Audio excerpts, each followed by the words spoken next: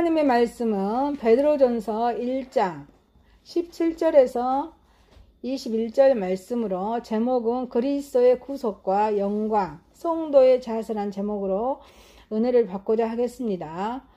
구원을 계획하신 하나님은 인간을 구원하시기 위해서 구원을 완성하신 예수님을 세상에 보내어서 죽게 하신 것입니다.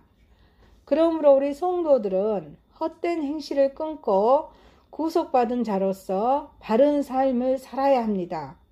뿐만 아니라 그것은 하나님께서 사람을 판단하시는 기준이 되기도 합니다. 베드로는 본문에서 이 사실을 밝히 말하고 있습니다. 우리가 교회에 출석하고 성도라는 말을 듣는다고 해서 모두 구속되었다고 말할 수 없습니다. 많은 양 가운데 간혹 염소가 섞여 있을 수 있는 것입니다.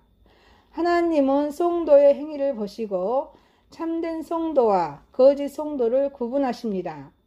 왜냐하면 참된 성도는 의의 열매를, 거짓 성도는 거짓 열매를 맺기 때문입니다. 첫 번째입니다. 그리스도의 구속과 영광으로 성도의 자세입니다. 성도의 구속은 그리스도의 보혈로 된 것입니다. 그리스도께서 유월절 어린 양이 되셨습니다. 이스라엘이 애굽을 떠날 때 하나님은 10가지 재앙을 애굽에 내리셨습니다. 그 중에 첫 번째, 10번째, 애굽에 있는 모든 장자를 죽이는 재앙이었습니다. 그러나 하나님은 이스라엘 백성에게는 긍휼을 베푸셨습니다. 구원받을 수 있는 방법을 가르쳐 주셨습니다. 그것은 어린 양을 잡아 그 피를 집의 문설주와 문 인방에 발랐습니다. 그 안에 온 가족이 들어가며 하나님이 그 집에는 재앙을 내리지 않으십니다. 이스라엘 백성은 세상의 재앙에서 구원을 받았습니다. 애굽의 모든 장자는 몰살하고 말았습니다. 이와 마찬가지로 그리스도께서는 유월절 어린 양이 되셨습니다. 이스라엘 백성을 구원하셨습니다. 구원을 계획하신 하나님은 그리스도의 피로 성도의 죄악을 보지 않으시고 의롭다고 인정해 주셨습니다. 그리스도께서 대속제물이 되셨습니다.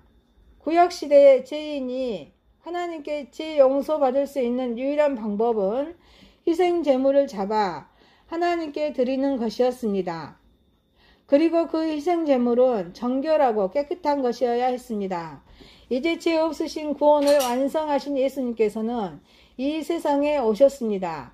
십자가에서 아무 흠이 없는 어린 양으로서 희생제물이 되셨습니다. 성도를 온갖 죄에서 구속하셨습니다.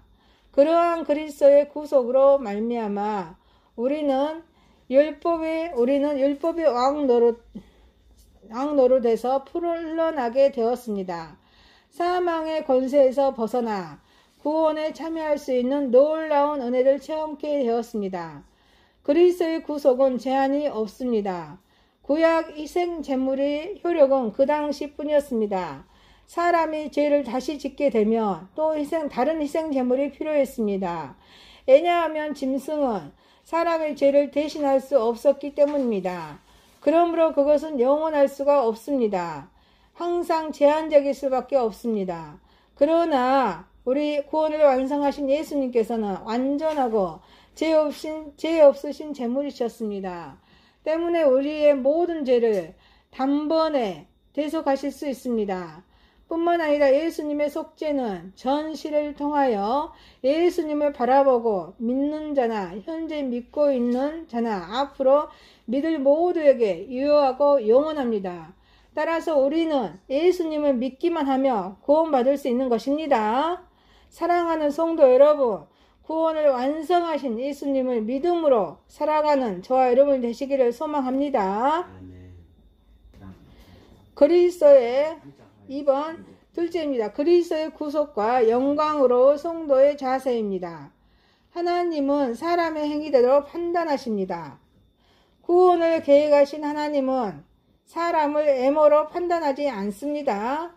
사람은 일반적으로 다른 사람의 곁으로 나타내는 애형만을 보고서 그 사람의 가치나 다른 모든 것을 판단합니다.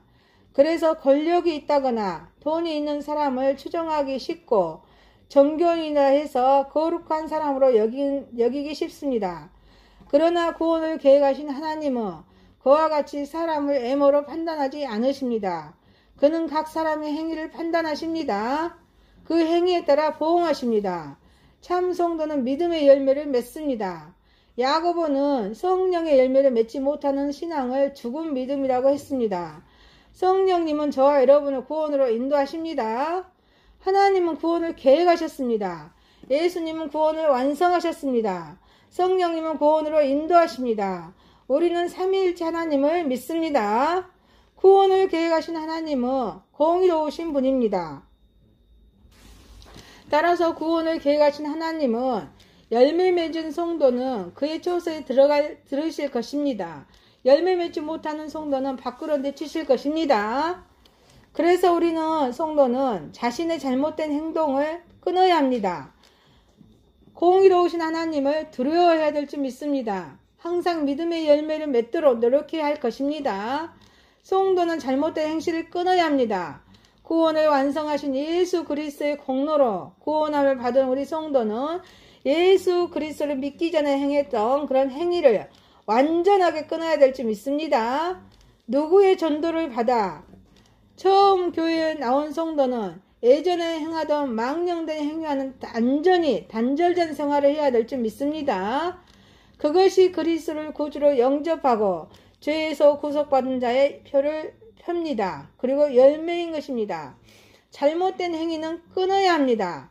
바울은 다메섹 도상에서 변화된 후로 바로 옛 생활을 버리고 하나님의 뜻에 따라 살았습니다.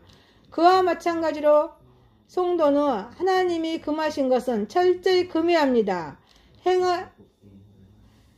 행하라고 하신 것은 철저히 행해야 될 줄 믿습니다.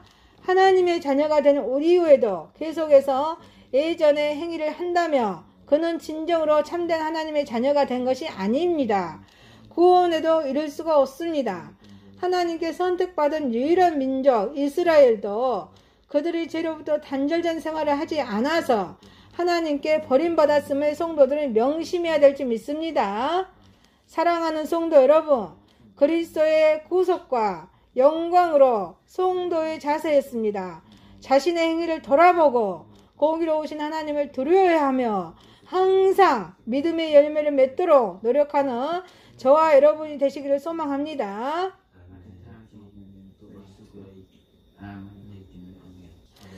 전능하신 하나님 아버지, 구원을 완성하신 예수님을 믿음으로 살아가게 하소서. 공의로우신 하나님을 두려워하는 믿음을 갖게 하옵소서. 항상 믿음의 열매를 맺게 하옵소서. 예수님의 이름으로 기도하옵나이다. 아멘.